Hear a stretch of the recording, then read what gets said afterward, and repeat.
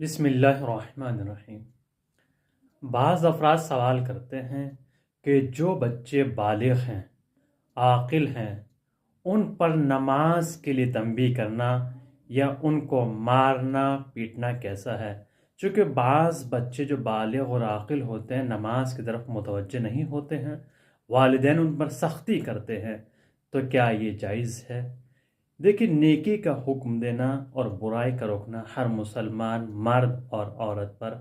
واجب ہے، لیکن آپ کو نماز کے لیے یا احکام دین اسلام کے لیے جو واجبات ہیں ان پر سختی کرنا یا ان پر بچوں کو مارنا یہ جائز نہیں ہے جو بالغ اور عاقل بچے ہیں، بلکہ آپ دوسرے طریقے سے دوسرے راستے سے ان کو